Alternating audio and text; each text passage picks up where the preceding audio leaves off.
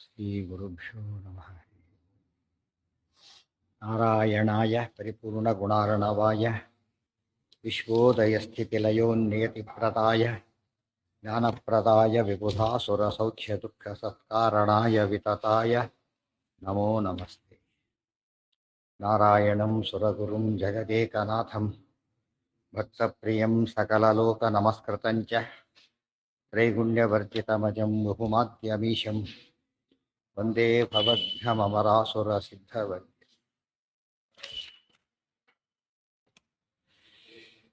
ನಾರಾಯಣಂ ನಮಸ್ಕೃತ್ಯ ನರಂ ಚೈವ ನರೋತ್ತಮಂ ದೇವೀಂ ಸರಸ್ವತೀಂ ವ್ಯಾಸಂ ತತೋ ಜಯಮುದೀರಯೇ.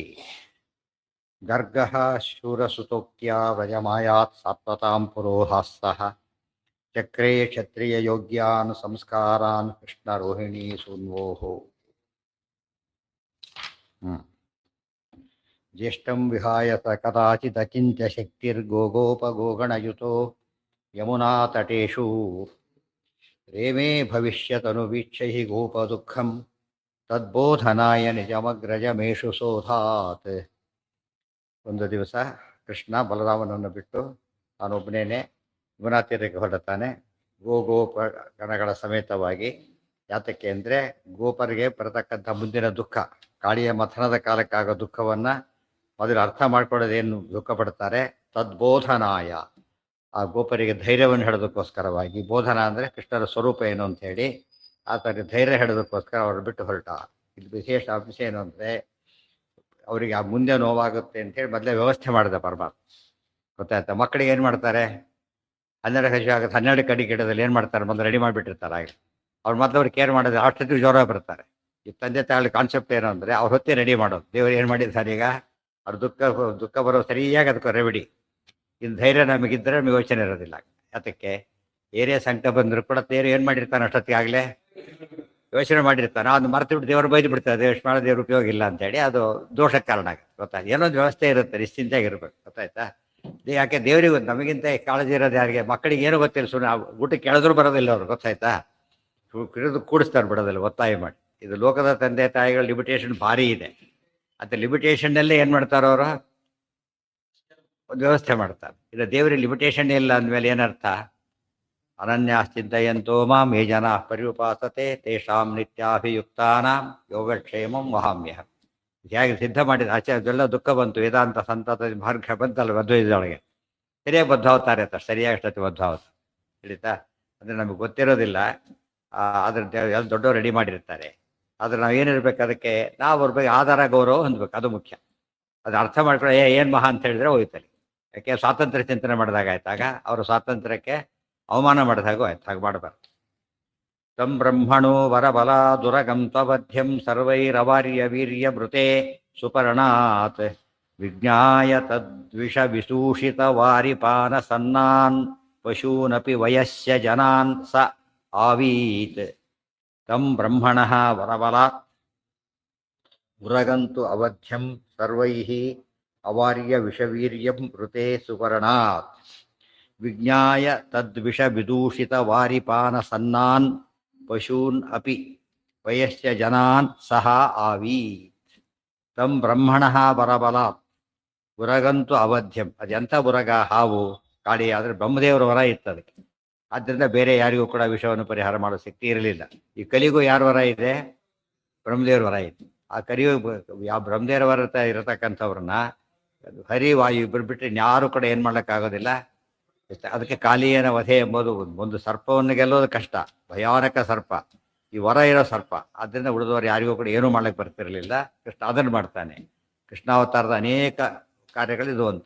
ಮೇಲ್ನೋಟಕ್ಕೆ ಜಾತಕ ಕಂಸ ವಧಾರ್ಥಾಯ, ಅದು ಪ್ರಧಾನ. ಅದು ಕಂಸವಧೆ ಅಂದರೆ ಅವನ ಪರಿವಾರ ಸಮೇತ ಕಂಸ ಸಪುತ್ರ ಮಿತ್ರ ಬಾಂಧವೋ ವಿನಾಶ ಮಾಶ್ವಿ ಆಶೆ. ಅದ್ರ ಜೊತೆಗೆ ಇವರು ಉದ್ಧಾರಾದಿಗಳು ಆಗಬೇಕು. ಈ ರೀತಿಯಲ್ಲಿ ಯೋಗ್ಯರು ಕೂಡ ಯಾವುದೋ ಕಾರಣ ದಾರಿ ತಪ್ಪಿರ್ತಾರೆ, ಸರಿ ದಾರಿ ತರಬೇಕು. ವಿಜ್ಞಾಯ ತದ್ವಿಷ, ಅವನೇನು ಮಾಡಿದ್ದಾನೆ? ಅವಧ್ಯ, ಬ್ರಹ್ಮದೇವರವರಿಂದ ಅವಧ್ಯ. ಸರ್ವೈರ್, ಇನ್ನೊಂದಿದೆ, ಸರ್ವೈರ್ ಅವಾರ್ಯ ವಿಷವೀರ್ಯಂ. ಸರ್ವೈರ್ ಅವಾರ್ಯ ವಿಷವೀರ್ಯಂ, ಸರ್ವೈಹಿ ಎಲ್ಲರಿಂದ ಕೂಡ ಅವಾರ್ಯ ವಿಷವೀರ್ಯಂ, ತಡೆಯಲಾಗದ ವಿಷದ ಸಾಮರ್ಥ್ಯ ಹೊಂದಿದ. ಒಂದು ಕಡೆಗೆ ವಿಷನೂ ಹಾಗೆ ಇದೆ, ಅದು ಸಾವು ಬರ ಹಾಗಿಲ್ಲ. ಅವಧ್ಯತ್ವ ಇದೆ ಪ್ಲಸ್ ಅವಾರ್ಯತ್ವ ಇದೆ.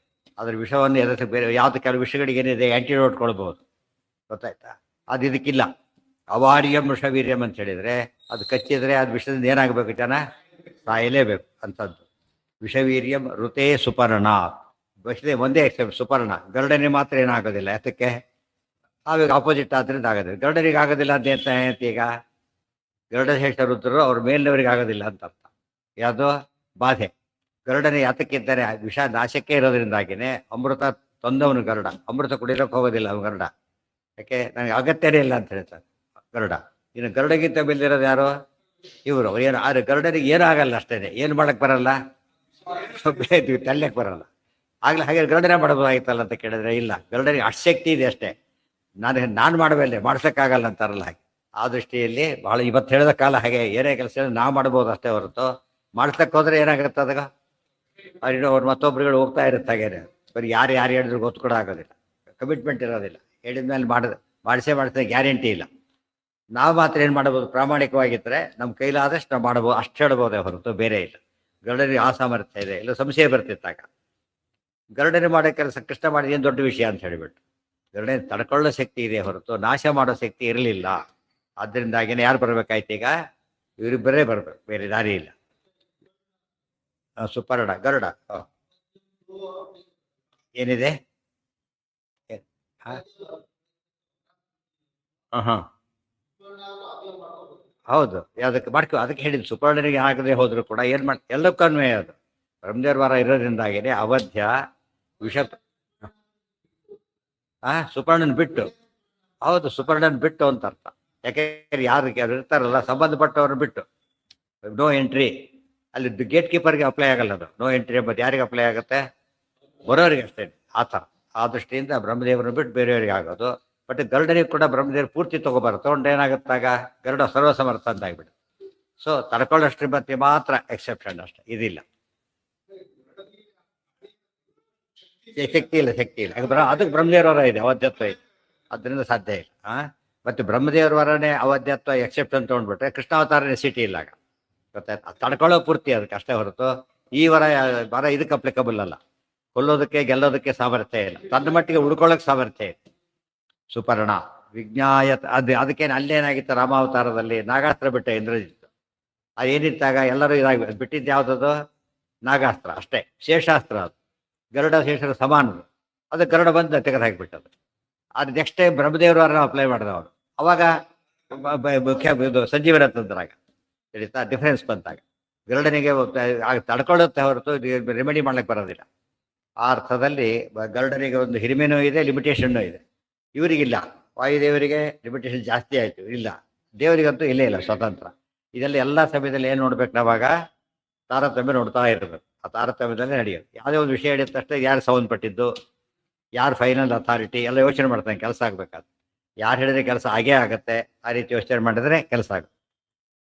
ವಿಜ್ಞಾಯ ತದ್ವಿಷ ವಿದೂಷಿತ ವಾರಿಪಾರ ಸನ್ನಾನ್ ಪಶೂನಪಿ ವಯಸ್ಸ ಜನಾನ್ ಸ ಆವೀತ್. ಅವತ್ತೆಲ್ಲ ಹೋಗಿದ್ರು. ಆ ವಿಷ ಏನಾಗಿತ್ತು ಅಂದರೆ 2-3-4 ರೀತಿ ನೀರೆಲ್ಲ ಕೆಟ್ಟೋಗಿತ್ತು, ವಿಷ ಆಗಿತ್ತು. ಆಮೇಲೆ ಸುತ್ತಮುತ್ತ ವಿಷದ ವಾತಾವರಣದಿಂದ ಏನೇನೂ ಬೆಳೀತಿರಲಿಲ್ಲ, ಗೊತ್ತಾಯ್ತಾ?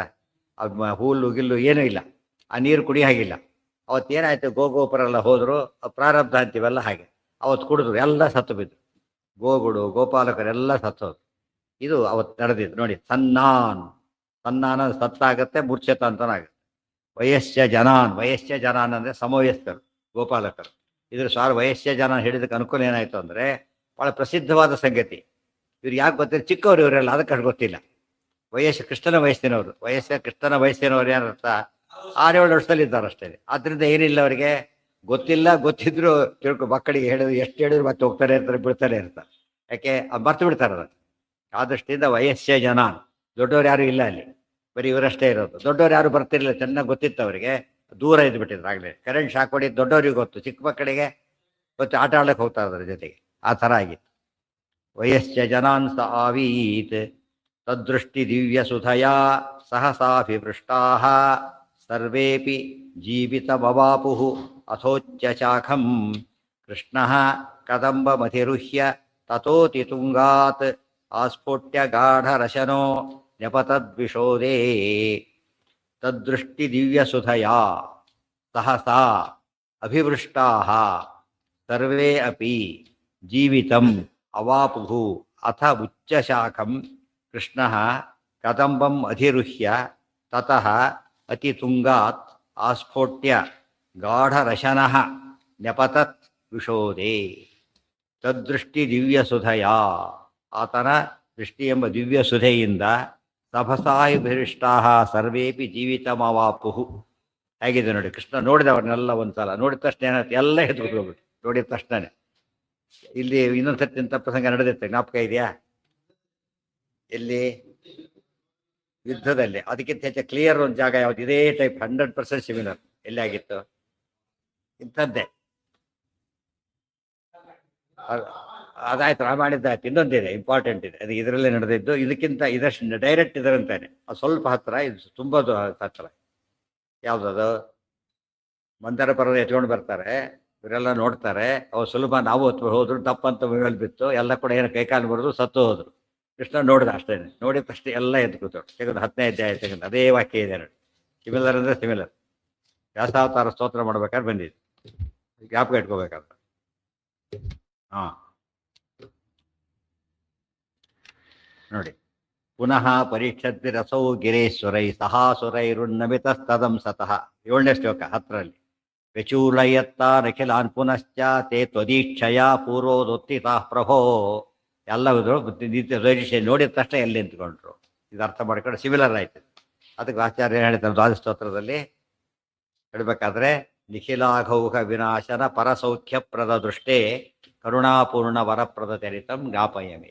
ನಿಖಿಲಾಘೌಘ ವಿನಾಶನ ಪರಸೌಖ್ಯಪ್ರದ ದೃಷ್ಟೇ, ಅತ್ಯಂತ ಆನಂದ ಕೊಡ್ತಕ್ಕಂಥ ದೃಷ್ಟಿ ನಿಂದು ಅಂತ ಹೇಳಿದ್ರು. ದೃಷ್ಟಿಯ ವರ್ಣನೆ ಇದು. ಆ ಶ್ಲೋಕ ಓದ್ದ ಇದು ಜ್ಞಾಪಕ ಬೇಕು. ಇವೆಲ್ಲ ಕೂಡ ಇದೆಲ್ಲ ಏನು ಥಿಯರಿ, ಇದು ಇಲಿಸ್ಟ್ರೇಷನ್ಸ್ ಇವೆಲ್ಲ. ಆಗ ಅವಾಗ ಗೊತ್ತಾ, ಓ ಇದಾಗಿದೆ. ಸುಮ್ಮನೆ ಥಿಯರಿ ಕೆಲಸ ಯಾವುದೂ ನಡೆದೇ ಇಲ್ಲ.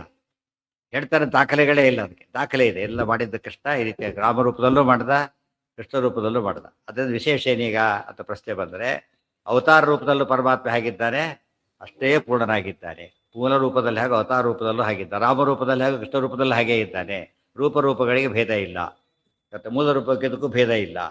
ಆದರೆ ದೇವ್ರನ್ನ ನಿತ್ಯ ದೇವ್ರ ಪೂಜೆ ಕೂತಾಗ ಏನಾಯ್ತು ಬಂದು, ದೇವ್ರ ಪೂಜೆ ಎಷ್ಟು ಮಾಡ್ತೇವೋ ಬಿಡ್ತೇವೋ, ದೇವ್ರು ನಮ್ಮನ್ನು ನೋಡ್ತಾರೆ, ಅಷ್ಟು ಸಾಕುತ್ತಾರೆ. ಆಯತಾಭ್ಯಾಂ ವಿಶಾಲಾಭ್ಯಾಂ ಶೀತಲಾಭ್ಯಾಂ ಕೃಪಾಲಿಧೆ ಕರುಣಾಸಹಸ ಪೂರ್ಣಾಭ್ಯಾಂ ಲೋಚನಾಭ್ಯಾಂ. ನಮ್ಮ ನೋಡು ನೋಡು ನೋಡು ಅಂತ ಏನಾಗುತ್ತೆ, ದೇವ್ರು ನೋಡಿದ ತಕ್ಷಣ ನಮ್ಮ ತಾಪ ಹೋಗಿಬಿಡುತ್ತೆ. ಗೊತ್ತಾಯ್ತಾ? ಕ್ಯೂ ನಿಂತಿರ್ತಾರೆ ಡಾಕ್ಟರ್ ಹತ್ರ, ಡಾಕ್ಟ್ರಿಗೆ ಬರ್ತಾರೆ, ನೋಡಿದ ತಕ್ಷಣ ಎಲ್ಲ ನಮ್ಮನ್ನು ನೋಡ್ತಾ ಇರ್ತಾರೆ. ನೋಡಿದ ತಕ್ಷಣ ಭಾರಿ ಖುಷಿ ಆಗಿಬಿಡುತ್ತೆ ಅವ್ರಿಗೆ. ಅದಕ್ಕೆ ಕರೆದು ಬಿಟ್ರತ್ತು ಭಾರಿ ಆನಂದ. ಇನ್ನು ರೋಗ ಔಷಧಿ ಕೊಟ್ಟು ಏನು ಮಾಡೇ ಇಲ್ಲ ಅವನು. ಅಷ್ಟಕ್ಕೆ ಏನು ಬಂದು ಧೈರ್ಯ ಬರುತ್ತೆ ಅಂತ. ಅದು ಬರದೇ ಹೋದ ನಿಧಾನ ಆದಷ್ಟು ಟೆನ್ಷನ್ ಜಾಸ್ತಿ ಇರುತ್ತೆ.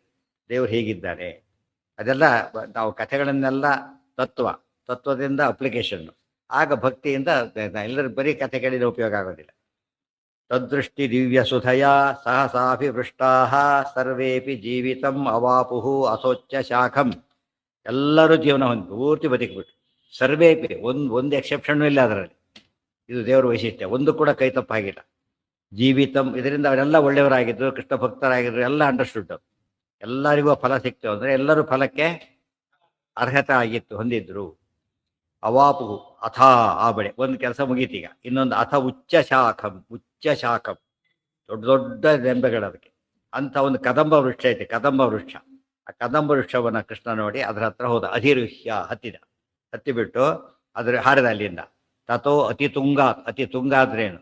ಎತ್ತರ, ತುಂಬ ಎತ್ತರ. ಮೇಲಿಂದ ಅಲ್ಲಿ ಹಾರದ ಕೆಳಗೆ. ಯಾತಕ್ಕೆ ಹಾಗೆ ಹಾರ್ತಾನೆ? ಮೇಲಿಂದ ಹಾರಿದಷ್ಟು ಏನಾಗುತ್ತೆ, ಒಳಗೆ ಹೋಗಲಿಕ್ಕೆ ಜಾಸ್ತಿ. ಅವ್ರಿಗೆ ಕೃಷ್ಣನೇ ಬೇಕಿಲ್ಲ, ನಮಗೆ ತೋರಿಸ್ತಾರೆ ಟೆಕ್ನಿಕ್. ಅದು ತುಂಬ ಆಳ ಹೋಗ್ಬೇಕಾದ್ರೆ ಏನಾಗಬೇಕು, ದೊಡ್ಡ ಬಿಲ್ಡಿಂಗ್ ಕಟ್ಟಬೇಕು. ಫೌಂಡೇಶನ್ ಏನಾಗಬೇಕಾಗ ಡೀಪ್ ಆಗಬೇಕು. ಅವ್ರು ಅದಕ್ಕೆ ಎಷ್ಟೋ ಸೆಲ್ಲರ್ ಬರ್ಲಿಕ್ಕೆ ಶುರುವಾಗುತ್ತೆ. ಸೆಲ್ಲರ್ ಬರ್ಬೇಕಾದ್ರೆ ಅದಕ್ಕೆ ಅದರಲ್ಲಿ ಅಕಾಮಿಡೇಷನ್ ಸಿಗ್ತಾ ಇಲ್ಲಿ, ಇಲ್ಲದವ್ರು ಆಗ್ತಿರಲಿಲ್ಲ. ಡೀಪ್ ಚಿಕ್ಕದಕ್ಕೆಲ್ಲ 20-20ಗೆಲ್ಲ ಸೆಲ್ಲರ್ ಮಾಡೋದಕ್ಕೆ ಕೂತ್ಕೊಂಡ್ರೆ ಪಜಿತಾಗ. ಇದಕ್ಕೆ ಮಾಡಿದಷ್ಟು ನ್ಯಾಚುರಲಿ ಚೆನ್ನಾಗಿ ಬರುತ್ತೆ. ಅದಕ್ಕೇನೆ ಅತಿ ತುಂಗಾತ್ ಹಾರಿದ. ಕದಂಬ ಮಧಿರುಹ್ಯ, ಮೊದಲು ಹತ್ತಿದ, ಅಲ್ಲಿಂದ ತಥೋ ಹತ್ತೋದು ಒಂದು ಕಷ್ಟ ಬರೋಣ, ಅದಕ್ಕೆ ಆರುಹ್ಯ, ಅಲ್ಲಿ ಹಾರೋದು ಕಷ್ಟ, ಅದನ್ನ ಅಲ್ಲಿ ಹಾರಿದ. ಎರಡನ್ನೂ ತೋರಿಸ್ತಾರೆ. ಕೃಷ್ಣನಿಗೆ ಎಷ್ಟು ವರ್ಷ ಈಗ? 6 ವರ್ಷದಲ್ಲಿ ಇದ್ದಾನೆ ಕೃಷ್ಣ. ಅತಿ ತುಂಗಾದ ಆಸ್ಫೋಟ್ಯ ಗಾಢರಶನ. ಆಸ್ಫೋಟ್ಯ ಕೈ ಚಪ್ಪರಿಸ್ಕೊಂಡು ಭುಜ ಚಪ್ಪರಿಸ್ಕೊಂಡು ಹರಿದ. ಗಾಢರಶನ ಅತಿ ವೇಗದಿಂದ ಹರಿದ ಕೃಷ್ಣ. ನೆಪತತ್ ವಿಷೋದೆ ಅಲ್ಲಿಂದ ದಪ್ಪಂತ ಹರಿದ. ವಿಷೋದೆ ವಿಷದ ನೀರು, ಉದಾ ನೀರು, ವಿಷ ವಿಷ ವಿಷದ ನೀರಿನಲ್ಲಿ ಹಾರಿದ. ಅದೇ ಪೂತನೆಯ ವಿಷದ ಪ್ರಸಂಗ ಆಯ್ತು. ಈಗ ಕಾಲಿನ ವಿಷಯ ಬಂತು. ವಿಷ ಸರ್ ಆಸ್ಫೋಟನ ಮಾಡಿ ಆಸ್ಫೋಟ ಏನು ತಿಂತಾರ ಚಪ್ಪಾಳಿ ನೋಡಿರುತ್ತೆ. ಜಟ್ಟಿಗಿಂತ ಮೊದಲು ಏನು ಮಾಡ್ತಾರೆ, ಭುಜ ಚಾಪಿಸ್ಕೊತಾರೆ. ಭುಜ ಚಾಪಿಸ್ಕೊಂಡು ಆಸ್ಫೋಟನ ಮಾಡಿದ್ರು ಅಂತೆ. ವಿಜೃಂಭಣ ವಿಜೃಂಭಣ ಅಂದರೆ ಹಿಗ್ಸೋದು, ಆಸ್ಫೋಟನ ಅಂದರೆ ಮೈಯೆಲ್ಲ ಅಪ್ಪಡಿಸ್ಕೊಡೋದು ಖುಷಿಗೆ. ಗೊತ್ತಾಯ್ತಾ? ಖುಷಿ ಮಾಡ್ತಾರೆ. ಆಸ್ಫೋಟಯಂತಿ ಪಿತರಃ ಪ್ರನೃತ್ಯಂತಿ ಪಿತಾಮಹಾಃ ವೈಷ್ಣವೋ ಅಸ್ಮತ್ಕುಲೇ ಜಾತಃ ಸನಃ ಸಂತಾರ ಇಷ್ಯತಿ. ವೈಷ್ಣವ ಕೂಸು ಹುಟ್ಟಿದಾಗ ಪಿತೃಗಳು ದೇವತೆಗಳು ಕುಣಿದಾಡ್ತಾರಂತೆ. ಆಸ್ಫೋಟ ಕುಣಿದ್ಬಿಟ್ಟು ಹಬ್ಬ ನಾವು ಉದ್ಧರಿಸಿಬಿಡ್ತಾನೆ ಇವನು ಅಂತ. ಯಾವುದು? ಕೃಷ್ಣಾಮೃತ ಬರೋಣ. ಕೃಷ್ಣಾಮೃತ ಮರ್ತ್ಬಿಟ್ಟಿದೆ ಅಂತ ಪ್ರೂವ್ ಮಾಡಿದಾಗ ಆಯ್ತು. ಸುಮ್ಮನೆ ಇದ್ದಾರೆ ಗೊತ್ತಿತ್ತು ಅಂತ ಆಗ್ಬಿಡೋದು. ಆಸ್ಫೋಟ್ಯ ಕೃಷ್ಣ ಕದಂಬ ಮಧಿರುಹ್ಯ ತಥೋ ಅತಿ ತುಂಗಾದಾಸ್ಫೋಟ್ಯ ಗಾಢರಶನಃ ನೆಪತದ್ವಿಷೋದೇ ತಾರ್ಪಹೃದ. ಏನಾಯ್ತು ಹರಿದ್ದಕ್ಕೆ ಅಂತ ಹೇಳ್ತಾರೆ. ಹಾರಿದ್ರ ಎಫೆಕ್ಟ್ ಏನು? ತಾರ್ಪಹೃದ ಪುರುಷಸಾರ ನಿಪಾತ ವೇಗ ಸಂಕ್ಷೋಭಿತೋರಗ ವಿಷೋಚ್ಛ್ರಿತ ಅಂಬುರಾಸಿ. ವಿಷೋಚ್ಛ್ವಸಿತ ಅಂಬುರಾಸಿ ಒಂದೇ ಪದ ಅದೆಷ್ಟು ಕೂಡ. ಪುರುಷಸಾರ ನಿಪಾತ ವೇಗ ಸಂಕ್ಷೋಭಿತೋರಗ ವಿಷೋಚ್ಛ್ವಸಿತ ಅಂಬುರಾಸಿ. ಇಂಥ ಹೇಳ್ಬೇಕು. ಆ ರೀತಿ ಹೇಳಿದ್ರೆ ಎಫೆಕ್ಟ್ ಬರೋದು. ಗೊತ್ತಾಯ್ತಾ? ಇದ್ರಲ್ಲಿ ಹೇಳಿದ್ರೆ ಎಫೆಕ್ಟ್ ಬರೋಲ್ಲ. ಅಂತ ಹೊತ್ತರ ಸಮಾಸ ಮಾಡ್ತಾನೆ. ಕೆಲಸ ಸಮಾಸ ಮಾಡೋದಿಲ್ಲ ಕೆಲವು ಸಲ. ಸಮಾಸ ಮಾಡಿದ್ದು ಪುರುಷಸಾರ ನಿಪಾತ ವೇಗ ಸಂಕ್ಷೇಪಿತೋರಗ ವಿಷೋಚ್ಛ್ವಸಿತ ಅಂಬುರಾಸಿ. ಪರ್ಯಕ್ಲುತೋ ವಿಷಕಷಾಯ ವಿಭೀಷಣೋರ್ಮಿಃ ಭೀಮೋ ಧನುಷ್ಯತಂ ಅನಂತಬಲಸ್ಯ ಕಿಂ ತತ್. ಸರ್ಪಹೃದ ಸರ್ಪ ಇರತಕ್ಕಂಥ ಸರೋವರ. ಹೃದ ಅಂದರೆ ಆ್ಯಕ್ಚುಲಿ ಮಡು. ಮಡು ಅಂದರೆ ನದಿಗಳ ಮಧ್ಯೆ ಮಧ್ಯೆ ಏನಿರುತ್ತೆ? ಮಡುಗಳಿರುತ್ತೆ. ಆ ಮಡುಗಳಿದ್ದಾಗ ಏನಾಗುತ್ತೆ, ಅಲ್ಲಿ ನೀರು ಹೆಚ್ಚು ನಿಲ್ಲುತ್ತೆ. ಸುಳಿ ಮಡು ಎಲ್ಲ ಶುರುವಾಗುತ್ತೆ. ಅದು ಅಂಥಲ್ಲಿ ಸ್ನಾನಕ್ಕಿಂತ ಭಾರಿ ಚೆನ್ನಾಗಿರುತ್ತೆ. ಹುಷಾರಾಗಿರ್ಬೇಕಷ್ಟೆ. ಕಡಿಮೆ ಬೇರೆ ಹೊತ್ತಲ್ಲಿ ನೀರು ಅಷ್ಟು ಕಡಿಮೆ ಇದ್ರೂ ಮಡುವಿನಲ್ಲಿ ಜಾಸ್ತಿ ಇರುತ್ತೆ. ಆ ಚಕ್ರತೀರ್ಥ ಅದು ಬೇರೆ ಸಪ್ರೇಟ್ ತೀರ್ಥ ಆದಾಗ ಹಂಪೆ ಚಕ್ರತೀರ್ಥ ಅದು ತುಂಗಭದ್ರನೇ. ಅದು ಸರೋವರ ಮಡು ಇರೋದ್ರಿಂದ ಚಕ್ರತೀರ್ಥ ಅಂತ ನೀರು ತಿರುಗುತ್ತೆ. ಹೀಗೆ ಬಂದು ಹಾಗೆ ಹೋಗುತ್ತೆ. ಈಗ ಬಂದು ಫುಲ್ ರೊಟ್ಟೆ ಬರ್ತಾರೆ. 90 ಡಿಗ್ರೀಸ್ ಟರ್ನ್ ಆಗುತ್ತೆ. 90 ಟರ್ನ್ ಆದಾಗ ವೇಗವಾಗಿ ಬಂದು ಟರ್ನ್ ಆಗೋದ್ರಿಂದ ಏನಾಗುತ್ತೆ, ಅದು ಸುತ್ತಿ ಹೋಗ್ಬಿಡುತ್ತೆ. ಅದು ನಿಮ್ಮ ತುಂಬ ನೀರಿದ್ದಾಗ ನೋಡಬೇಕು. ಅಲ್ಲಿ ಗಿಡಗಳು ಮರ ಗಿಡ ಎಲ್ಲ ಹೊತ್ಕೊಂಡ್ಬರುತ್ತೆ. ಅದ್ರಲ್ಲಿ ಬಂದಾಗ ಸುತ್ತಾ ಇರುತ್ತೆ. ಹಾಗೆ ಸುತ್ತ ಮುಂದೆ ಹೋಗ್ತಾರೆ. ಅದು ಭಾರಿ ವಿಶೇಷ. ಸುಳಿ ತುಂಬ ಆದರೂ ಸುಳಿ ಬರುತ್ತೆ. ಸ್ವಲ್ಪ ಇದ್ರೆ ಮಡು ಬೇರೆ ಸುಳಿ ಬೇರೆ. ಎಲ್ಲ ಮಡುಗೂ ಸುಳಿ ಇರಬೇಕಾಗಿಲ್ಲ. ತುಂಬ ದೊಡ್ಡದಾದಷ್ಟು ಸುಳಿ ಬರೋಕ್ಕೆ ಶುರುವಾಗುತ್ತೆ. ಸುಳಿಯ ಉದ್ದೇಶದಿಂದ ಕೆಳಗೆ ಹೋಗ್ಬಿಡೋದು. ಕೆಳಗೆ ಎಳೆದು ಬಿಡುತ್ತೆ ಕೆಳಗಡೆ. ಪ್ರಮಾಣ ಕೋಟಿ ಅದು ಮಡು. ಗಂಗಾ ಮಡು ಪ್ರಮಾಣ ಕೋಟಿ. ಅಲ್ಲೇ ಹಿಂಸೆಂದರೆ ಎತ್ತಿ ಹಾಕಿದ್ದೇವೆ. ಮತ್ತು ಪ್ರಮಾಣ ಕೋಟಿ. ಪ್ರಮಾಣ ಅಂದ್ರೇನು? ಅದರ ಅಳತೆ ಕೋಟಿ, ಭಾಳ ಆಳವಾಗಿತ್ತು ಅಂತ ಅರ್ಥ. ಜೀವಿತ ಮವಾಪು ರಥೋಚ್ಚ ಶಾಖಂ ಸರ್ಪಹೃದ ಪುರುಷ ಸಾರ. ಸಾರ ಅಂದರೆ ಶಕ್ತಿ. ಯಾರು? ಕೃಷ್ಣ. ಪುರುಷ ಅಂತ ಅರ್ಥ ಹೇಳಿಬಿಟ್ರು. ಪುರುಷ ಅಂದರೆ ಯಾರು? ಪುರುಷ ಸೂಕ್ತ ಪ್ರತಿಪಾದ್ಯ ಕೃಷ. ಪುರುಷ ಪ್ರಾಣದಃ ವಿಷ್ಣು ಸಹಸ್ರನಾಮ. ಪುರುಷ ಪ್ರಾಣದಃ ಅಂಥೇಳಿ ಪುರುಷ ಅಂದರೆ ನಾರಾಯಣ. ಪುರುಷ ಸೂಕ್ತ ನಾರಾಯಣ ಸೂಕ್ತ. ಅಲ್ಲಿ ಬ್ರಹ್ಮ ಬರಾಗಿಲ್ಲ, ಮುಂದೆ ಬ್ರಹ್ಮ ಇದ್ದಾರೆ. ಶಿವ ಬರಾಗಿಲ್ಲ, ಶಿವರು ಇದ್ದಾರೆ. ಸೊ ಯಾರು ಪುರುಷ ಆಗಬೇಕೀಗ? ನಾರಾಯಣನೇ ಆಗಬೇಕು. ಅದಕ್ಕೇನೆ ನಾರಾಯಣ ಪರಮ ಪುರುಷ ಅಂತ ಕರೆದಿದ್ದ. ಅದಕ್ಕಾಗಿ ಪುರುಷ ಬೇರೆ ಹೇಳಿ, ಕೃಷ್ಣ ಅಂತ ಹೇಳಿಲ್ಲ, ಪುರುಷ ಅಂತ ಹೇಳಿಬಿಟ್ಟು. ಮೂಲ ರೂಪಕ್ಕೂ ಅದೇ ಹೆಸರು, ಅವತಾರ ರೂಪಕ್ಕೂ ಅದೇ ಹೆಸರು. ಪುರುಷ ಸಾರ. ಸಾರ ಅಂದರೆ ಶಕ್ತಿ. ಸಾರೋ ರಸೋ ಸಾರೋ ವರಸ್ತೇತಿ ಸರ್ವೇ ಪರ್ಯಾಯವಾಚಕ. ರಸ ಸಾರ ವರ ಎಲ್ಲ ಪರ್ಯಾಯವಾಚಕ. ಪುರುಷ ಸಾರ ನಿಪಾತ ವೇಗ.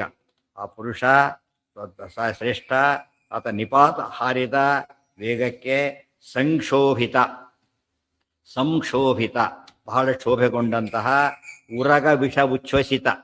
ಆ ಹಾವಿನ ವಿಷದಿಂದಾಗಿ ಉಬ್ಬುತ್ತಾ ಇದ್ದಂಥ ವಿಷದಿಂದಾಗಿ ಅದು ಹಾಕಿ ಪುಸ್ ಅಂತ ಬಿಟ್ಟು ಕಾಯಿಸ್ದಾಗ ಉಕ್ಕತ್ತಲ್ಲ, ಹಾಗೆ ಆ್ಯಸಿಡ್ ಹಾಕಿದಾಗ ಗಾಳಿ ಮೇಲೆ ಇದು ಬರುತ್ತೆ. ಆ ಥರ ಆಗ್ತಾ ಇತ್ತು. ಅಂಬುರಾಸಿ. ಅಂಬುರಾಸಿ ಅಂದ್ರೇನು? ಅಂಬು ಅಂದರೆ ನೀರು, ಅಂದರೆ ರಾಶಿ ಅಂದರೆ ಪ್ರವಾಹ, ನೀರಿನ ಸಾಸು, ದೊಡ್ಡ ನೀರು. ಅದಿಷ್ಟು ಕೂಡ ಒಂದು ಕಡೆ ನೋಡಿದರೆ ಕೃಷ್ಣ ಹಾರಿದ್ದಾನೆ, ಅಲ್ಲಿಂದ ನೋಡಿದರೆ ವಿಷದ್ದು ಇದಿದೆ. ಅದೇನಾಯ್ತು, ಎಲ್ಲ ಕಡೆಗೂ ಹಾರಿತ್ತು, ಜೋರಾಗಿ ಹಾರಿತ್ತು ಆ ಕಡೆಗೆ. ಅಂಬುರಾಸಿ ಪರ್ಯಕ್ಲುತಃ.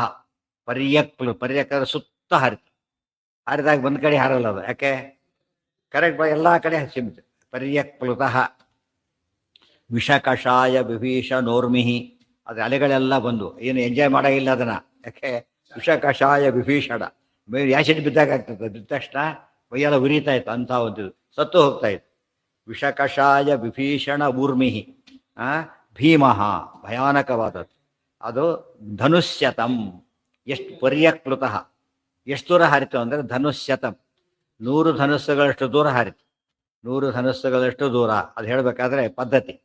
ಹಳ್ಳಿಗಳಲ್ಲೆಲ್ಲ ಸೂರ್ಯ ಇಲ್ಲಿದ್ದಾನೆ, ಮಾರಿತ್ತು ಮುಳುಗ, ಮಾರಿತ್ತು ಅದು ನಮ್ಮ ಮಾರಲ್ಲಿ ಹಾಕಿದ್ರೆ ಗೋವಿಂದ, ನಮ್ಮ ದೃಷ್ಟಿಯಲ್ಲಿ ಮಾರಿತ್ತು ಅಂದರೆ ಹಾಲ ಹತ್ರ ಬಂದಿತ್ತು ಅಂತ ದುಡ್ಡು ಹೇಳೋ ಕ್ರಮ. ಒಂದು ಕೂಗಳತ್ತೆ ದೂರ ಅಂತ ಕರೀತೀವಿ, ಕೂಗಳತ್ತೆ ದೂರ.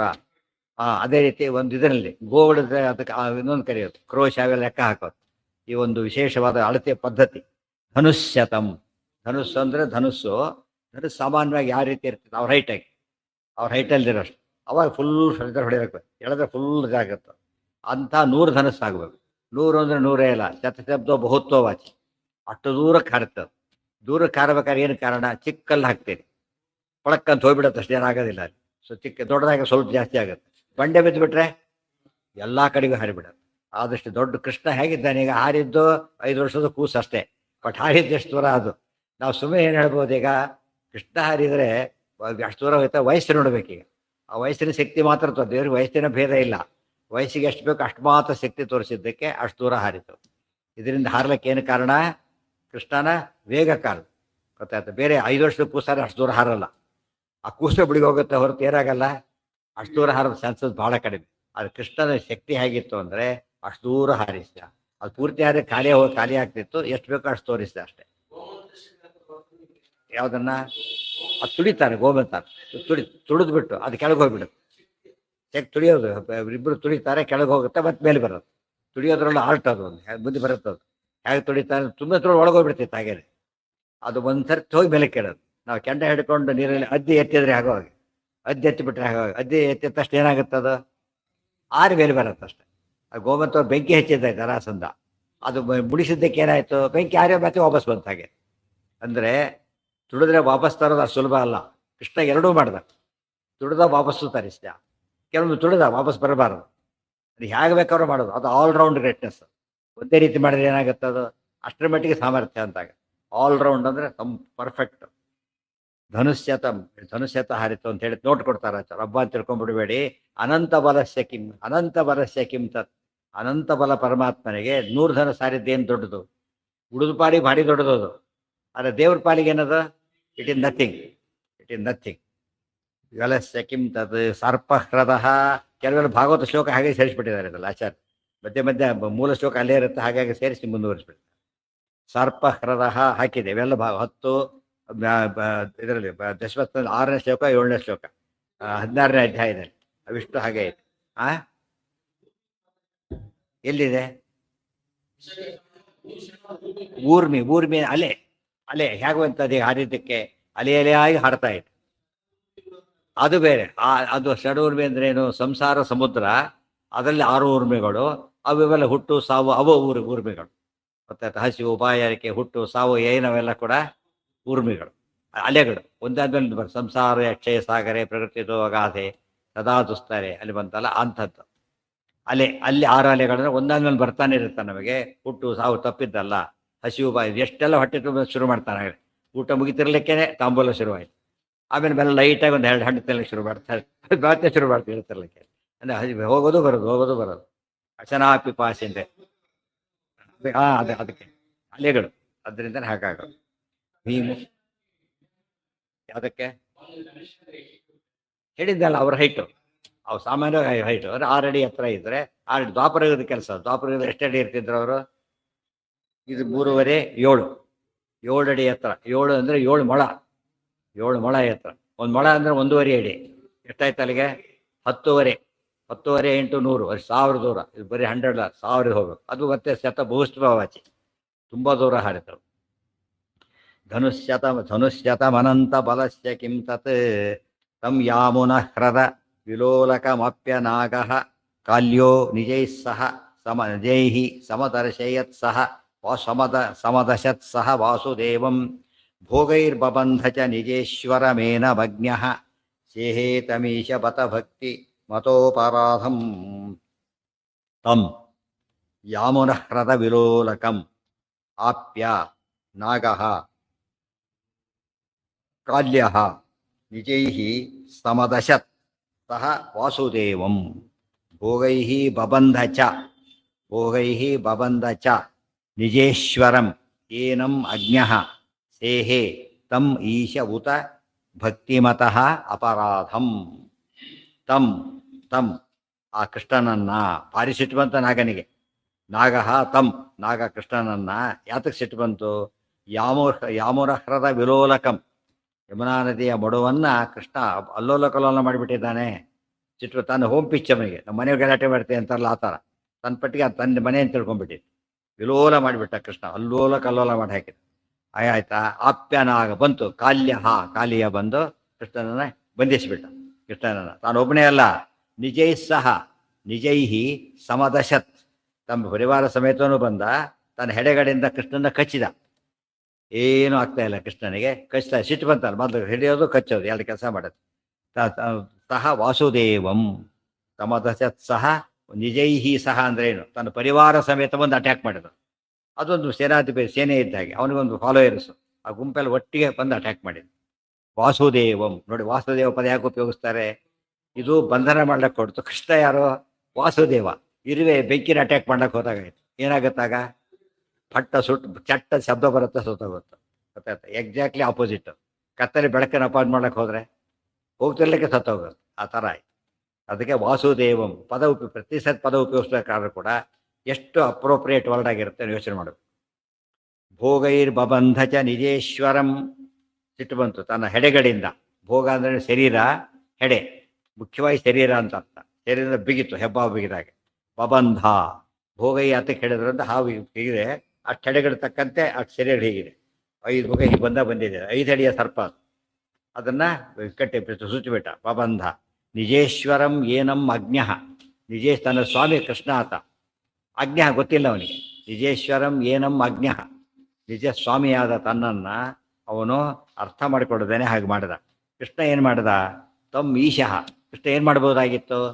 ಅದು ಬರೋದನ್ನು ತಪ್ಪಿಸ್ಬೋದಾಗಿತ್ತು, ಕಚ್ಚೋದನ್ನು ತಪ್ಪಿಸೋದಾಗಿತ್ತು, ಎಲ್ಲರೂ ತಪ್ಪಿಸ್ಬೋದಾಗಿತ್ತು. ಈಶಃ ಸರ್ವ ಸಮರ್ಥ, ಈಶಾವಾಸ್ಯಮಿದಂ ಸರ್ವಂ. ಕೃಷ್ಣ ಏನು ಮಾಡಿದಾಗ ಸೇಹೆ ಸುಮ್ಮನೆ ಇದ್ವಿ, ಏನು ಮಾಡಲೇ ಇಲ್ಲ, ಸುಮ್ಮನೆ ಇದ್ಬಿಟ್ಟೆ. ಅದಕ್ಕೆ ಭಕ್ತಿಮತಃ ಅಪರಾಧಂ ಇದೆ, ಭಕ್ತಾಪರಾಧ ಸಹಿಷ್ಣು.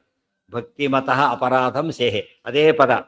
ಭಕ್ತಿಮತಃ ಅಪರಾಧಂ ಸೇಹೆ ಭಕ್ತ ಅಪರಾಧ ಸಹಿಷ್ಣು. ಅದು ಹೆಸರಿನ ಮೇಲೆ ಸಂಧಿ ಹೆಸರು ಬಂದಾಗಾಗಿದೆ. ಭಕ್ತಾಪರಾಧ ಸಹಿಷ್ಣವೇ ನಮಃ. ಭಕ್ತರ ತಪ್ಪನ್ನು ಕೃಷ್ಣ ಏನು ಮಾಡ್ತಾನೆ? ಕ್ಷಮಿಸ್ತಾನೆ, ತಡ್ಕೊಳ್ತಾನೆ ಅಂದ್ರೆ ಏನರ್ಥ? ಸಹಿಸೋದು. ಸಹಿಸೋದು ಅಂದ್ರೆ ಏನು? ರಿಯಾಕ್ಷನ್ ಕೊಡದೇ ಇರೋದು ಒಂದು ಸಹನೆ, ಶಿಕ್ಷಿಸ್ತಾ 2ನೇ ಸಹನೆ. ಏನು ಮಾಡಿದ್ರು ಕೂಡ ಏನು ಉತ್ತರ ಬಾಯಿ ಕೂಡ ಮಾತಾಡಲಿಲ್ಲ. ಅವಾಗೇನಂತ ಭಾರಿ ಸಹಿಸ್ಕೊಂಡಿರೋದು ಕರೀತ. ಬಾಯಿಲಂದ ಬಡಿಲಿಲ್ಲ, ಸ್ವಲ್ಪ ಸಹನೆ ಕಡಿಮೆ ಆಯಿತು. ಆದರೆ ಹುಡು ಬಡದ ಕೈಕಾಲು ಬಡ್ದು ಹಾಕಿಬಿಟ್ಟ, ಹೋಯ್ತು, ಕೊಂದೇ ಬಿಟ್ಟ, ಕತೆ ಮುಗೀತು. ಅದ್ರಲ್ಲಿ ಪರಮಾವಧಿ ಸಿಟ್ಟು ಬಂದಾಗಲೇ. ಸಹ ವಾಸುದೇವಂ ಭೋಗೈರ್ಬಬಂಧ ಚ ನಿಜೇಶ್ವರಂ ಏನಮಜ್ಞಃ ಸೇಹೇ ತಮೀಶ ಉತ ಭಕ್ತಿ ಮತಃ ಅಪರಾಧಂ ಕಟ್ಟಿದ. ಯಾವಾಗ ದೇರ್ಪೇರಿಗೆ ಕಟ್ಟಬೇಕಾದ್ರೆ ಯಾಕೆ ಕಟ್ಟಬೇಕು? ಯಶೋಧ ಕೃಷ್ಣನ ಕಟ್ಟಿದಾಗ ಕಟ್ಟಬೇಕೇ ಹೊರತು ಕಾಳಿಯ ಕಟ್ಟಿದಾಗ ಕಟ್ಟಬಾರದು. ಕಾಳಿಯ ಯಾತಕ್ಕೆ ಕಟ್ಟಿದ? ಸಿಟ್ಟಿನಿಂದ ಕಟ್ಟಿದ. ಯಶೋಧೆಗೆ ಪ್ರೀತಿ ಇದೆ ಜೊತೆಗೆ. ಯಾಕೆಂದ್ರೆ ಯಶೋಧೆಗೆ ಒಂದು ಗೊತ್ತಿದೆ, ಇವ್ರಿಗೆ ಏನೂ ಗೊತ್ತಿಲ್ಲ ಕೃಷ್ಣನ ಬಗ್ಗೆ. ಅದಕ್ಕೇನು ಮಾಡ್ದ? ಚೋರ ಬಿಗಿದ. ದೇವ್ರ ಸದ್ಯ ಮುಗಿತು ಅಂತ ಕಟ್ಟಿ ಬಿಸಾಕ್ಬಿಟ್ರೆ ಹಾಗೆ ಮಾಡಬಾರ್ದು. ಹ್ಯಾಕೆ ಕಟ್ಟಬೇಕು? ಮಕ್ಕಳು ಕಟ್ಟಬೇಕಾದ್ರೆ ಹ್ಯಾಕೆ ಕಟ್ತಾರೆ? ಪ್ರೀತಿ ವಿಶ್ವಾಸ ಎಲ್ಲ ಇದೆ. ಆ ಥರ ಕಟ್ಟಿದಾಗ ಅದು ಇದಾಗುತ್ತೆ. ನಿತ್ಯ ಇವೆಲ್ಲ ಯಾವಾಗ ಜ್ಞಾಪಕ ಬರುತ್ತೆ ನಮಗೆ? ದೇವ್ರ ಪೀಳಿಗೆ ಕಟ್ಟಿದ್ರೆ, ಬಿಚ್ಚಿದ್ರೆ ಕಟ್ತಾರೆ. ಬಿಚ್ಚೆ ಇರೋದೆಲ್ಲ ಕಟ್ಟಕ್ಕೆ ನೆನಪು ಆಗಲ್ಲ ಅವರಿಗೆ, ಹೋಯ್ತಾರೆ. ಸಮೀಶ ಉತ ಭಕ್ತಿ ಮತಃ ಇದನ್ನು ಉತ್ತರ ಸಿಕ್ತು. ಎಲ್ಲರ ಅಪರಾಧ ಕ್ಷಮಿಸೋದಿಲ್ಲ. ಯಾರ ಅಪರಾಧ ಕ್ಷಮಿಸ್ತಾನೆ? ಭಕ್ತರ ಅಪರಾಧ ಮಾತ್ರ. ಸ್ಕಾಲರ್ಶಿಪ್ ಎಲ್ರಿಗೂ ಕೊಡೋದಿಲ್ಲ. ಯಾರಿಗೆ ಕೊಡ್ತಾರೆ? ಫಸ್ಟ್ ಅವನು ಸ್ಟೂಡಿ ಎಲ್ಲರೂ ಎನ್ರೋಲ್ ಆಗಬೇಕು. ಅವನು ಫಸ್ಟು ಇದೇ ಆಗಿಲ್ಲ. ಅವನು ಯಾವ ಸೆಕ್ಷನ್ ಸಾರ್ ಅಂತ ಕೇಳಿದ. ಅಡ್ಮಿಷನ್ ತಿಂತೋರು ಇಲ್ಲೇ ಇಲ್ಲ. ಅವ್ನು ಅಡ್ಮಿಷನ್ ಸೆಕ್ಷನ್ ಯಾವಾಗ ಬರುತ್ತೆ? ಸೆಕ್ಷನ್ ಬರೋದು ಯಾವಾಗ ಅವನಿಗೆ? ಆದಮೇಲೆ. ಅದು ಅರ್ಥ ಮಾಡಿಕೊಂಡ್ರೆ ನಾವೆಲ್ಲ ಭಕ್ತರು ಅಂತ ರಿಜಿಸ್ಟರ್ ಆದಮೇಲೆ ಏನು ಬರುತ್ತೆ?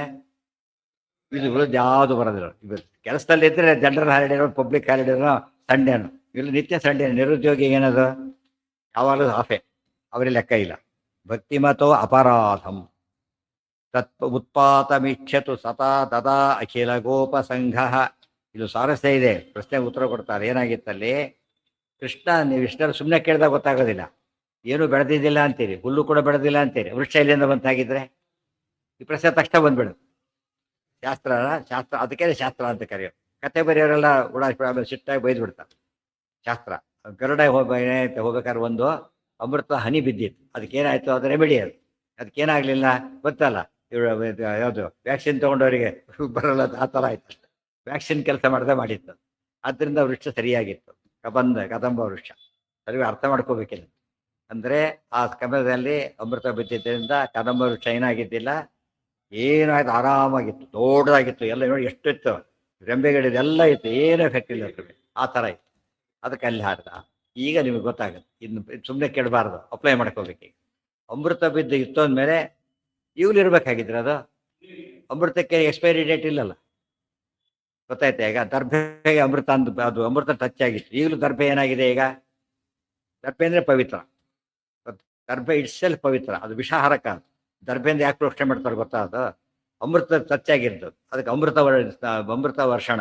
ಹಾಗಾಗಿ ಅಲ್ಲಿರ್ಬೇಕಲ್ಲ, ಯಾರು ಯೋಚನೆ ಮಾಡೋದಿಲ್ಲ. ಇವ್ರು ಏನು ಮಾಡ್ತಾರೆ ಗೊತ್ತಾ, ಯಾತ್ರಿಕರು ಹೋದಾಗ ಅಲ್ಲಿ ಗುಂಪಿರುತ್ತೆ, ನಾವು ತೋರಿಸ್ತೀವಿ, ಯಾರು ಗಲಾಟೆ, ದುಡ್ಡು ಕೇಳೋರು ಅವರೆಲ್ಲ.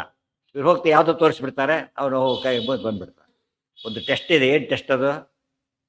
ಅಲ್ಲಿ ಕದಂಬ ವೃಕ್ಷ ಇರಬೇಕು, ಇಲ್ದ ಹೋದ್ರೆ ಏನಲ್ಲ ಸುಳ್ತಾ ಇರ್ತಾರೆ ಅಂತ ಅರ್ಥ. ಇವತ್ತು ಆ್ಯಕ್ಚುಲಿ ಯಮುನಾ ನದಿಯಲ್ಲಿ ಬಡು ಇಲ್ಲೇ ಇಲ್ಲ, ಅಲ್ಲಿ ಫಸ್ಟ್ ಗುಜರಾದಲ್ಲಿ ತುಂಬ ದೂರ ಹೋಗ್ಬಿಟ್ಟಿದೆ ಅಲ್ಲಿ. ಅದು ಎಕ್ಸ್ಟೆನ್ಷನ್ ಇವತ್ತು ಯಾವುದು ಗೊತ್ತಾ? ಕಾಳಿ ಹ್ರದದ್ದು ಎಕ್ಸ್ಟೆನ್ಷನ್ ಇದೆ. ಮಲ್ಲೇಶ್ವರ ಕರಿತೀವಲ್ಲ, ಕಾಳಿ ಹ್ರದ್ ಎಕ್ಸ್ಟೆನ್ಷನ್, ಗೊತ್ತಾಯ್ತಾ?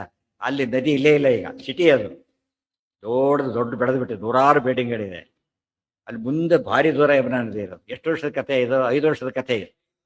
ದಕ್ಷಿಣ ನದಿಗಳೆಲ್ಲ ಚೇಂಜ್ ಮಾಡಿಬಿಡ್ತಾರೆ. ಎಷ್ಟೊತ್ತ ಊರೂರೇ ಹೋಗಿ ಹೊಸ ಕಟ್ಸ್ಕೋಬೇಕಾಗುತ್ತೆ. ಮತ್ತೆ ಉಲ್ಟಾ ಹೊಡೆಯುತ್ತೆ. ಸುಮಾರು 1978 ಹೋದಾಗ ಹರಿದ್ವಾರದಲ್ಲಿ ಮೆಟ್ಲೆಲ್ಲ ಕಟ್ಟಿದ್ದಾರೆ ಈ ಕಡೆ ಸ್ನಾನಕ್ಕೆ. ಅಲ್ಲಿ ನದಿ ಹರಿತಿತ್ತು. ಬಂದು ಯಾವಲ್ಲ ಹೋದ್ ನೋಡಿದ್ರೆ ನದಿ ಅಷ್ಟು ದೂರ ಇದೆ. ನದಿ ಈ ಕಡೆ ಇಲ್ಲೇ ಇಲ್ಲ, ಮೆಟ್ಲುಗಳೆಲ್ಲ ಇಲ್ಲೇ ಅಷ್ಟು ದೂರ ಇದೆ. ಸುಮಾರು ಒಂದು 100 ಅಡಿಯಷ್ಟು ಆ ಕಡೆ ಹೋಗಿತ್ತು ಪ್ರವಾಹ. ಅಲ್ಲಿ ಎಲ್ಲ ಫಸ್ಟ್ ಕ್ಲಾಸ್ ಹರಿತಿತ್ತು. ನಾನು ಸ್ನಾನ ಮಾಡಿ ಬಂದು ಈಗ ಅಲ್ಲಿ ಹೋಗಕ್ಕೆ ಬರೋದಿಲ್ಲ, ಅಷ್ಟು ಒಂದು ದೂರ ಹೋಗಿಬಿಟ್ಟಿದೆ. ಅಂದರೆ ಎಷ್ಟು ವರ್ಷ ಇದು? 20-30 ವರ್ಷದಲ್ಲಿ ಚೇಂಜ್ ಮಾಡುತ್ತೆ. ನೀವು ತುಂಬ ಜನ ಗೊತ್ತಿಲ್ಲ, ಶುಕಸ್ಥಳ ಅಂತ ಇದೆಯಲ್ಲ, ಅಲ್ಲಿ ಸ್ನಾನಕ್ಕೆ ಹೋಗ್ತಾರೆ.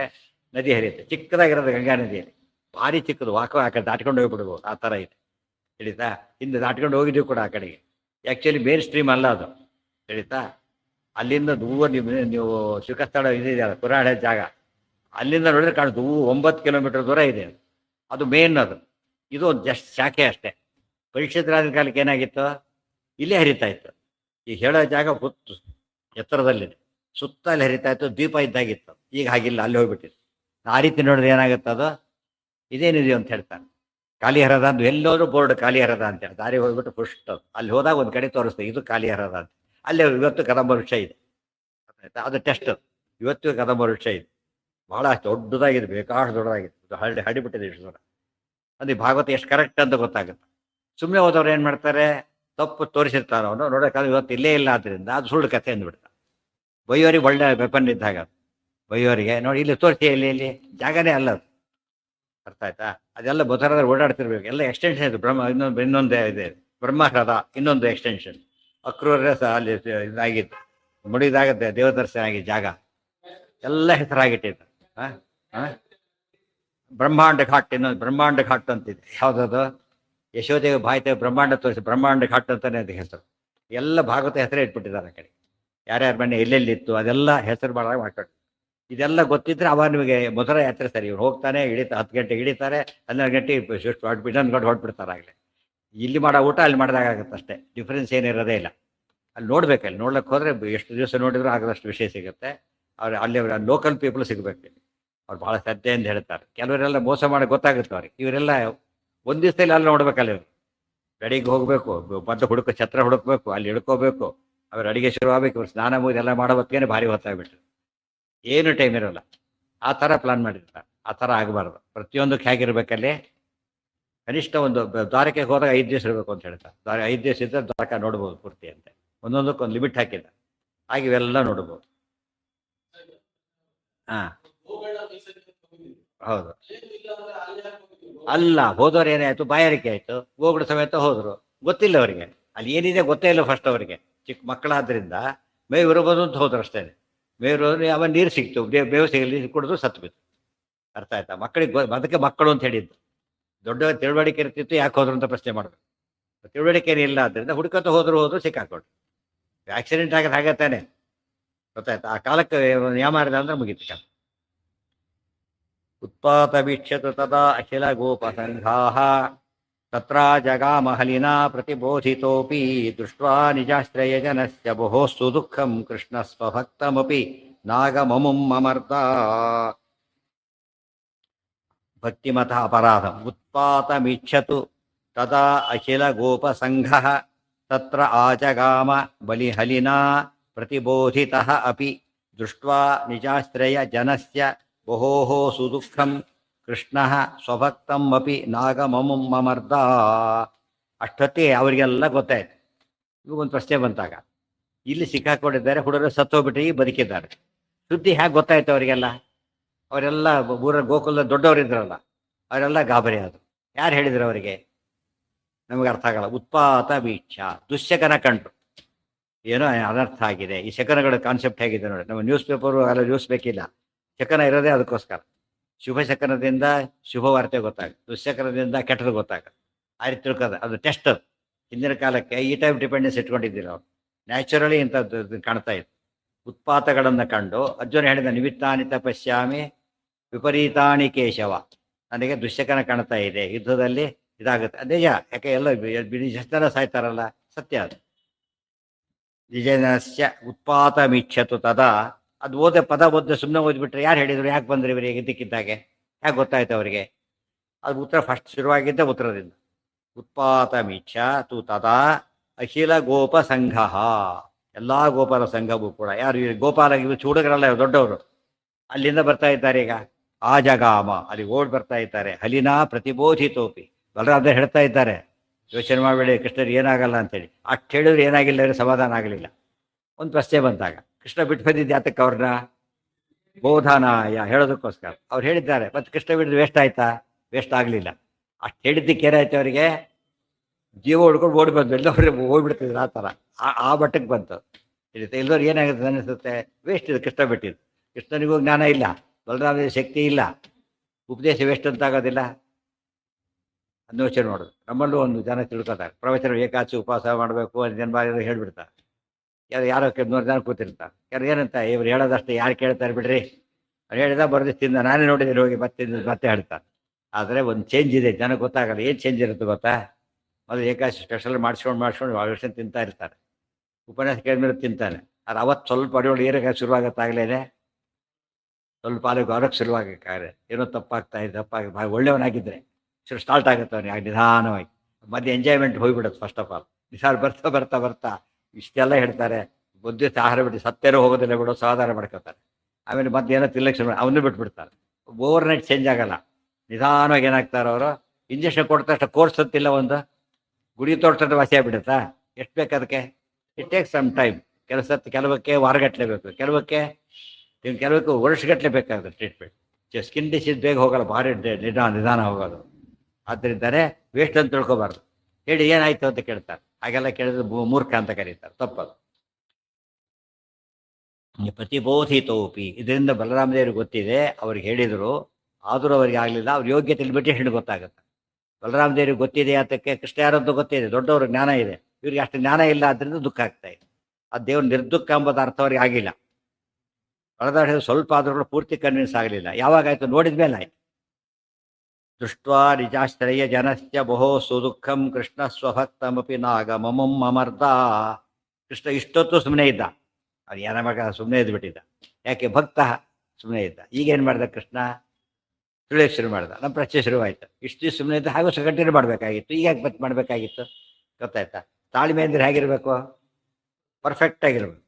ಇಷ್ಟು ಈಗ ಯಾಕೆ ತುಳೋದ ಅಂತ ಕೇಳಿದರೆ, ಭಕ್ತ ಜನಸ್ಯ ಬಹು ಸುದುಃಖಂ, ಇವನು ಒಬ್ಬ ಭಕ್ತ, ಅಲ್ಲಿ ಎಷ್ಟು ಜನ ಭಕ್ತ ದುಃಖ ಪಡ್ತಿದ್ದಾರೆ? ಈಗ ಮೆಜಾರಿಟಿ ಎಲ್ಲ ಅಪ್ಲೈ ಮಾಡಬೇಕು. ಮೆಜಾರಿಟಿ 10 ಜನ ದುಃಖ ಪಡೋದಕ್ಕಿಂತ ಒಬ್ಬನ ತುಳಿಯೋದು ಆಸೆ ಅನಿಸ್ತು. ತುಳಿಯೋಕೆ ಶುರು ಮಾಡಿ. ಯುಕ್ತಿ ಅಲ್ಲಿದೆ. ಮೊದಲು ಸುಮ್ಮನೆ ಇದ್ದಿದ್ದಕ್ಕೂ ಕಾರಣ ಇದೆ, ಈಗ ತುಳಿದಕ್ಕೆ ಹೋದದ್ದಕ್ಕೂ ಕಾರಣ ಇದೆ. ಆಗ ನಮಗೆ ಅರ್ಥ ಆಗುತ್ತೆ. ಮೆಜಾರಿಟಿ ಎಲ್ಲಿ ತೊಗೋಬೇಕೀಗ? ಮೆಜಾರಿಟಿ ಎಲ್ಲಿ ತೊಗೋಬೇಕು? ಕಣ್ಣು ಕಾಣ್ದವ್ರ ಹತ್ರ ಹೊಚ್ಕೊಂಡು ಇದರಿಂದ ಮೆಜಾರಿಟಿ ಬರಬಾರ್ದು. ತಿಳುವಳಿಕೆ ಇರಬೇಕು. ವೋಟಿಂಗ್ ಅಂಬುದು ಎಷ್ಟು ಇಂಪಾರ್ಟೆಂಟು. ವೋಟಿಂಗಿಗೆ ಇವತ್ತು ಬಾರನ್ ರೈಟ್ ಆಗಿದೆ, ಬಾರನ್ ರೈಟ್ ಆಗಬಾರ್ದು. ಯಾವುದಾಗಬೇಕೀಗ? ಇವತ್ತು ಉದಾಹರಣೆಗೆ ಒಂದು ಸ್ಟೇಜಲ್ಲಿ ಎಲ್ಲರೂ ವೋಟ್ ಮಾಡೋಂಗಿಲ್ಲ. MLC ಎಲೆಕ್ಷನ್ ಎಲ್ಲರೂ ವೋಟ್ ಮಾಡೋಂಗಿಲ್ಲ.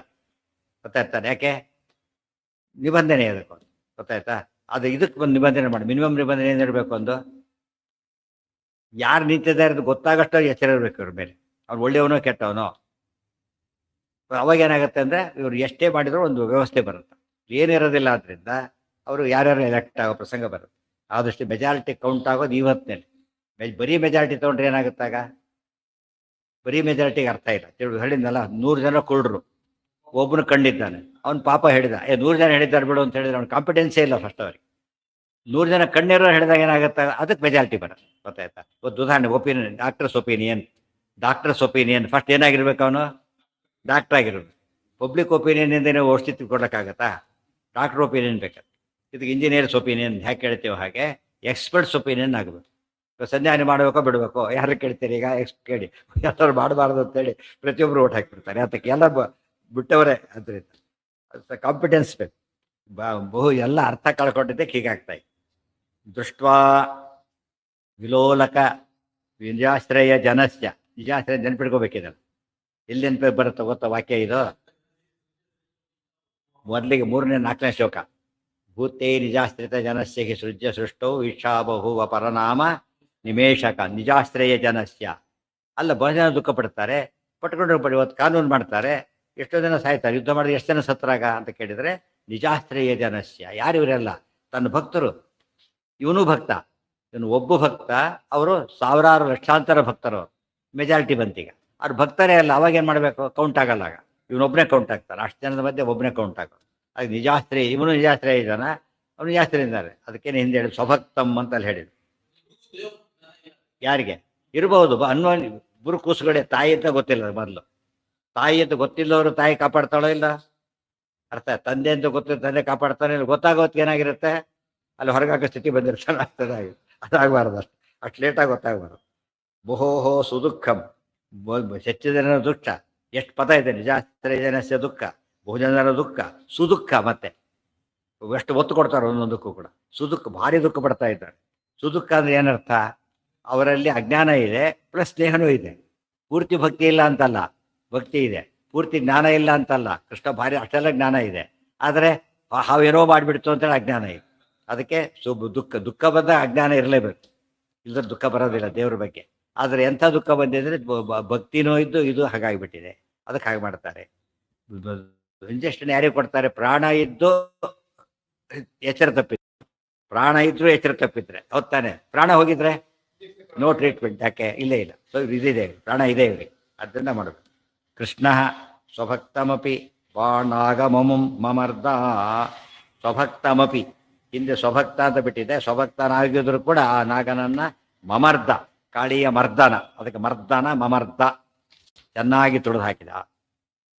ತಸ್ಯೋನ್ನತೇಷು ಸಫಣೇಷು ನನರ್ಥ ಕೃಷ್ಣೋ ಬ್ರಹ್ಮಾಧಿಭಿಃ ಕುಸುಮವರ್ಷಿಭಿಃ ಈಡ್ಯಮಾನಃ ಆರ್ತೋ ಮುಖೈಃ ಉರುವಮನ್ ರುಧಿರಂ ಸ ನಾಗೋ ನಾರಾಯಣಂ ತವರಣಂ ಮನಸಾ ಜಗಾಮ.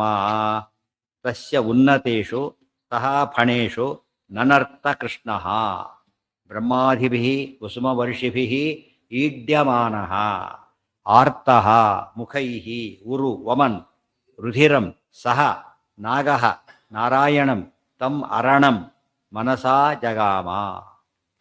ತಸ್ಯ ಉನ್ನತೇಷು ಫಣೇಷು ನನರ್ಥ ಕೃಷ್ಣ. ಎತ್ತರದ ಎಡೆಗಳು, ದೊಡ್ಡ ಹಾವದು. ಕೃಷ್ಣ ನರ್ತನ ಮಾಡ್ತಾ ಇದ್ದಾರೆ. ಸ್ಟೇಜ್ ಮೇಲೆ ಮಾಡ್ಲಿಕ್ಕೆ ಬರೋದಿಲ್ಲ, ಅಲ್ಲಿ ಮಾಡ್ಬೇಕು ಇವತ್ತೆ. ಅದ್ರ ಕೃಷ್ಣ ಮಾಡ್ತಾರೆ. ಅದರಿಂದ ಏನಾಯ್ತು? ಕೃಷ್ಣ ಸರ್ವೋತ್ತಮ ಅಂತ ಆಗಬೇಕು.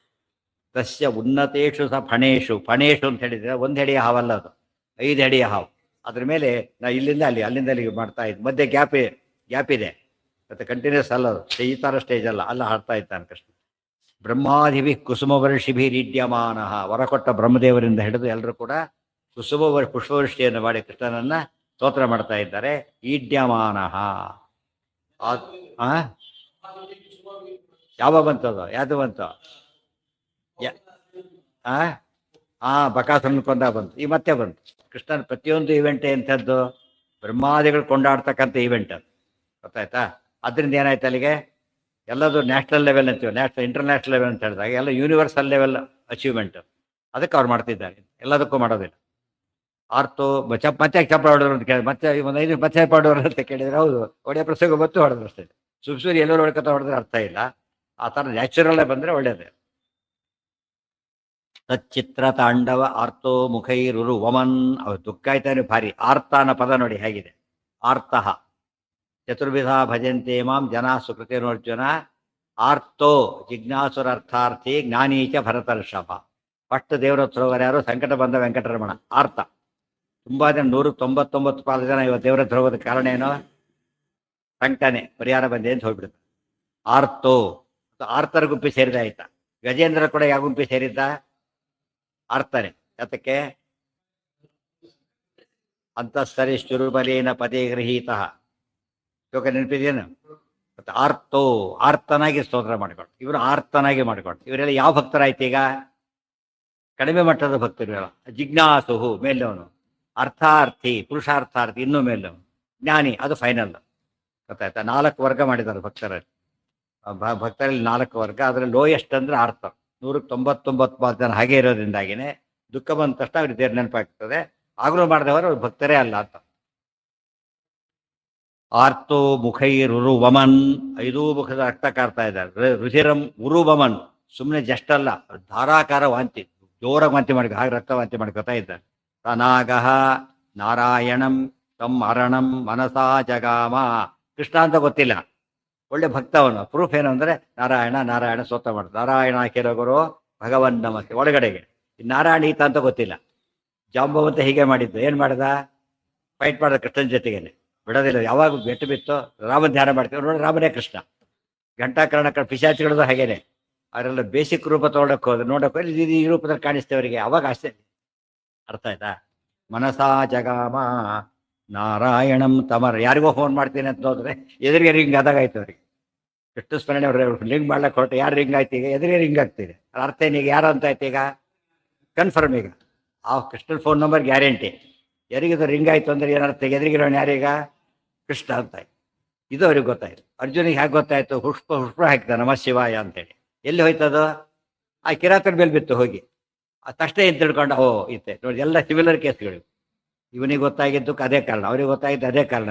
ಇದು ಅರ್ಥ ಮಾಡ್ಕೊಂಡ್ರೆ ಕರೆಕ್ಟಾಗಿ ರೀಚ್ ಆಗುತ್ತೆ ಎಂಬುದು ಕಾನ್ಸೆಪ್ಟ್ ಗೊತ್ತಾಯ್ತು. ಆರ್ತೋ ಇಂಟರ್ವ್ಯೂ ಕಂಡು ಏನೇ ಅಂತ ಇಂಟರ್ವ್ಯೂ ಕಾರ್ಡ್ ತೋರಿಸ್ತಾರೆ. ಲೆಟರ್ ತಂದೆ ಅಂದ್ರೆ ಏನರ್ಥ? ಅವನೇಂತ ಅರ್ಥ. ಯಾಕೆ ಬಿಡಿದವ್ರಿಗೆ ಹೋಗೋ ಚಾನ್ಸೇ ಇಲ್ಲ ಅದು.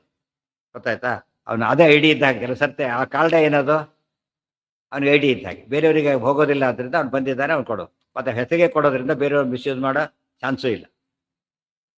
ತಸ್ಯೋನ್ನತೇಷು ಸಫಣೇಷು ನನರ್ಥ ಕೃಷ್ಣೋ ಬ್ರಹ್ಮಾದಿಭಿ ಕುಸುಮವರ್ಷಿಭಿರಿಡ್ಯಮಾನಃ ಆರ್ತೋ ಮುಖೈರುರುವಮನ್ ರುಧಿರಂ ಸ ನಾಗೋ ನಾರಾಯಣಂ ತಮರಣಂ ಮನಸಾ ಜಗಾಮ.